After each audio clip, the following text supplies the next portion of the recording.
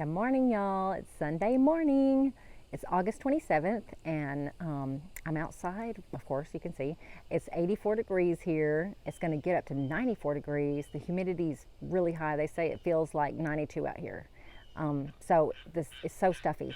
But we're supposed to get a little bit of a break this week, possibly some rain. So I'm really looking forward to that. I'm Rachel. I'm gardening for butterflies and for myself on the Alabama Gulf Coast in Zone 9A. I haven't done really much in the garden this week because it has been so brutally hot.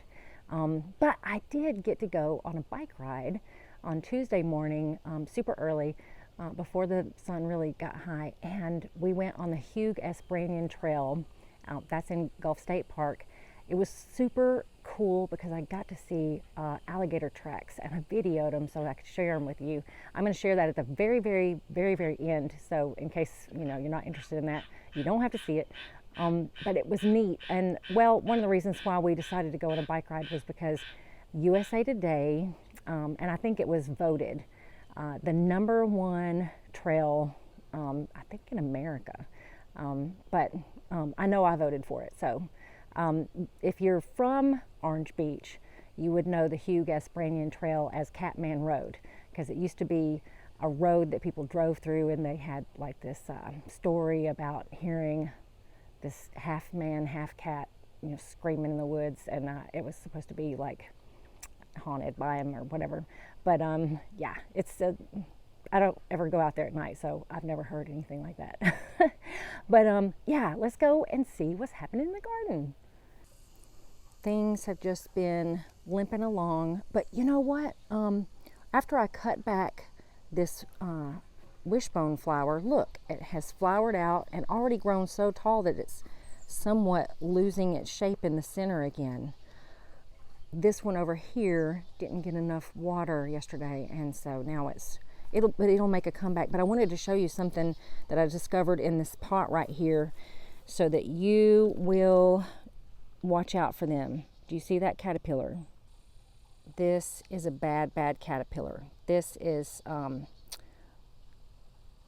from an armyworm. I mean, or they call it an armyworm. It's some sort of moth, but it's terrible. It will eat your plants down to nothing. So if you ever find these, like, truly feed them to your chickens or whatever, but don't let them live. This is my first experience with that vinca with the tiny flowers. See right here, this is how small the flowers are. I have really, look at how awesome it looks. Even through the terrible weather that we've had, look how amazing. I haven't had to trim it or anything. It's just been such a low maintenance, fun plant and likes to live. So I am gonna, whenever I come across those, I'm gonna get more of them. And I just love the white with the pink. It just is so, it makes everything stand out. It's a great contrast.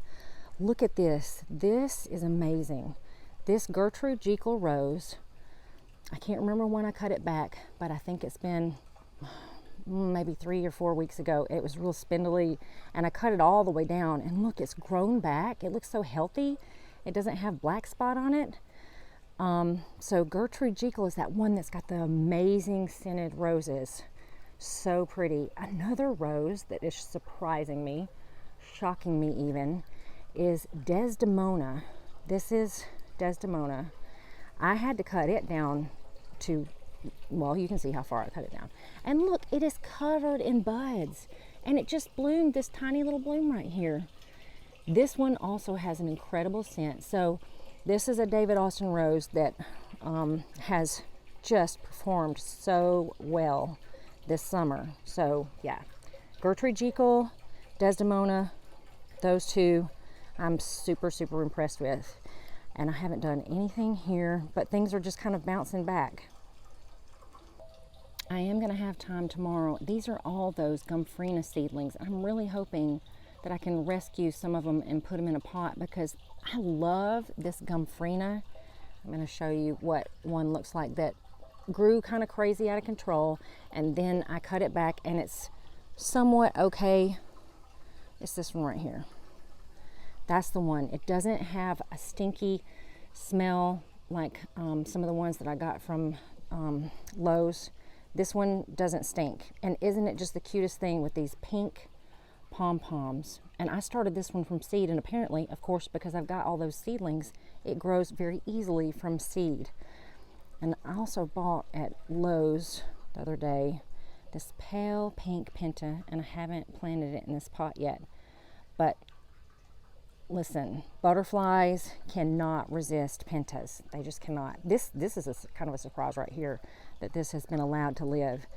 Because every time I come out here, this is where an armadillo has dug. But these are just volunteers that have grown up under this rose, and it's looking really sweet.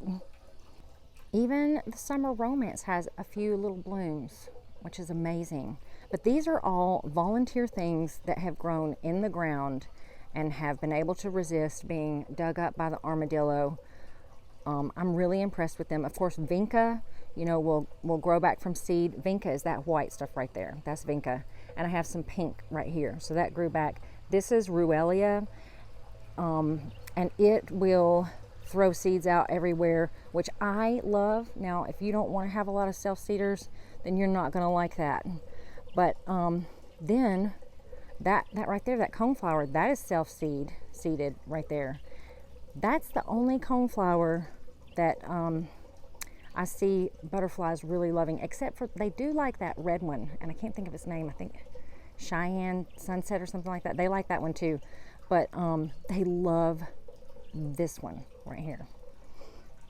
And then this kind of frothy stuff right here, that is all that salvia, the coral nymph salvia. I just let it grow up wherever it wants to. So this is just something. Oh, and then the wild violets right here, and then this is some like dwarf mondo grass. So yeah, this is just made its own way right here. I've got to find out what the name of this rose is that I got from Kim's nursery. It's at a place that's north of Mobile, and she sells mostly native plants. But do you see this rose? See how it's just kind of splaying out everywhere? Look how green it is. It doesn't have black spot. Okay, well, you know what? I think it does have a little bit of black spot down at the bottom. But it's just been blooming and blooming, and its blooms are small, but they have a scent. This thing has been so incredible. I'm gonna have to get more of it. And doesn't it look like it can be trained to climb? So here it is in this area right here. But I'm really hoping that I can get more of them, because I'm really impressed with it. Just taking a kind of view around, you can see how many areas are needing attention. There's a lot. And I'm always hoping that I can do more, but we'll just see what I can do this week. This is Salvia leucantha, and I cut it all the way down, and look at it just coming back. It is so resilient. Okay, the Tithonia is looking horrific. It fell over, some of it's dead, but I haven't pulled it out yet because the butterflies love it so much. The bog garden is still just ticking along. I got to get this wishbone flower out, and look, this is already starting to change colors for the fall. It turns red. Isn't that neat? But I'm going to do a thing where I shop my yard, so I'm going to dig that out and put it in a pot. I got to admit to y'all, my favorite thing to do is to go buy new plants and put them in pots and make it look pretty fast. And I don't enjoy this kind of ickiness that makes me sad. But look at this Bobo hydrangea. The first bloom. I don't know if this is going to be the only bloom. I'm just really thankful for that, because I didn't even expect this thing to live. If you had seen it, or if you remember seeing it, it was just a bunch of sticks. I've been looking for Gulf fritillary, just signs of Gulf fritillary. I haven't seen any at all. Look at this, look. The passion flower vine is growing across the sidewalk. So I hope to have plenty of food for the Gulf fritillaries. They will eat this down to a nub. The gravel garden, I still have not fed it. I keep saying that I will, and I don't. It needs it. You can see the Salvia leucantha is starting to bloom. It does, and it has turned yellow, so it really does need to be fed. And then I bet it'll turn dark green. But this little plant right here that came up from seed is just giving and giving and giving, and I'm gonna save seed from it. So if anybody wants some, I can share it with you whenever I have got enough of it, because it wants to live.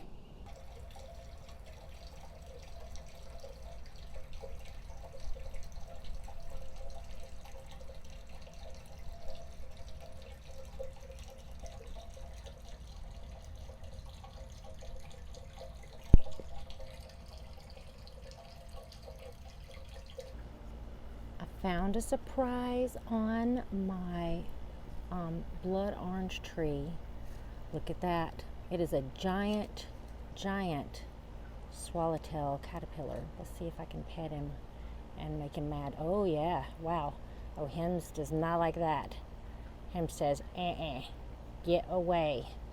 Isn't that cool? And that thing also smells bad too. I'm not going to pester him anymore, but isn't he cool? I'm so excited. There's also a giant swallowtail egg right here about to hatch, so that's cool. Oh, look. I don't know if you remember this, but when we saw those big caterpillars that were black eastern swallowtail caterpillars, well, one of them made a chrysalis on the fennel, which was not a good idea. So I hope he will emerge in a couple of weeks. But you know what? I'm not sure if he's even going to make it, because that's a kind of weird looking dark kind of stuff right there. Maybe that means he's going to emerge soon. I'm not really sure.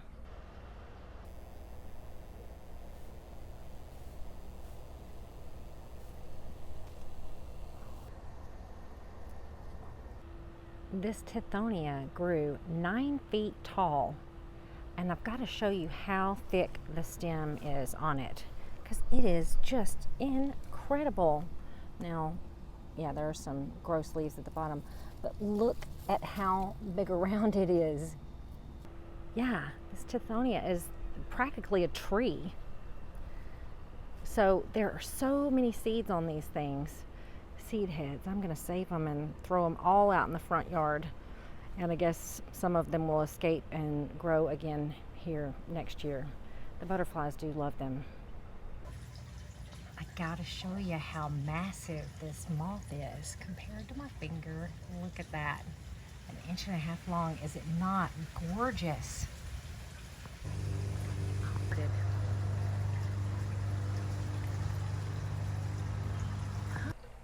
Y'all, isn't it incredible how resilient everything is? I mean, considering what has been happening, I can't believe how much is alive in this garden and how many little creatures are still here. I mean, I would have gone somewhere else if I could have.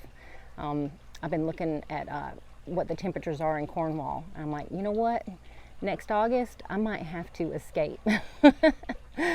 Oh, but I can't wait to find out what y'all are planning to do in your gardens for the fall, because that's going to be fun. We're gonna turn that into a new beginning. And I hope y'all have a great week, and I can't wait to talk to y'all. God bless y'all, and let's play outside when it's safe. Okay, talk to you later. Bye. It's so dry here, and water is usually all the way up to that pipe right there. And you can see Lefty in what's left of her little lake area in the center of the pond. But there she is. She's still making it. I think this is either her 14th or 15th year. Y'all, I'm riding my bike on Rosemary Dunes Trail, and I found an alligator trail going. It must have crossed the trail and it went here. I was going to show you. You can see that its tail was dragging. The tail had to be pretty heavy. And here is a footprint. And let me just show you compared to my hand, the size of it. So here's my hand, and there's its foot. So its foot is about as big as my hand. So I'm guessing that this alligator was probably at least 7 or 8 feet long. And he probably came over here to visit Lefty, because she lives, here, I'm gonna hand. She lives down Rosemary Dunes Trail down there. And I just showed you her.